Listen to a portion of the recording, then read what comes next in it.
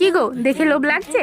যা গরম পড়েছে, এই গরমে মন ঠান্ডা করতে আমি বানিয়েছিলাম দই বড়া। তাই ভাবলাম চলো তোমাদের সাথে রেসিপিটা শেয়ার করি। প্রথমে বিউলির ডালটাকে আমি ভিজিয়ে রেখেছিলাম, তারপর এটা মিক্সিতে পেস্ট করে নিয়েছি। এবার হাত দিয়ে একটু ফেটিয়ে নিয়ে আমি এখানে ভেজে নিচ্ছি গরম তেলে বড়ার আকারে। তারপর লাল লাল করে ভেজে তুলে রাখবো। আর এখানে একটা জলের মধ্যে এটাকে ডোবাবো, তাই জলের মধ্যে অল্প একটু চিনি, নুন আর ভাজা মশলা দিয়ে এগুলোকে ডুবিয়ে রাখছি।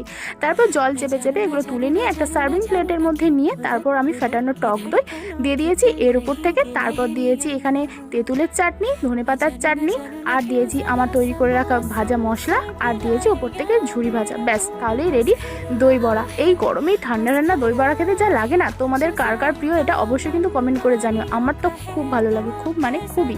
তো যাই হোক, আর এটা কিন্তু দেখতে যেমন লোভনীয় হয়েছিল, খেতে কিন্তু তার থেকেও সুন্দর হয়েছে, মানে ভালো হয়েছিল আর কি। সবাই কিন্তু খুব প্রশংসা করেছে। তো যাই হোক, রেসিপিটা কেমন লাগলো অবশ্যই কিন্তু কমেন্ট করে জানাতে ভুলো না। তো দেখা হচ্ছে নতুন কোনো ভিডিওতে। টাটা, ভালো থেকো।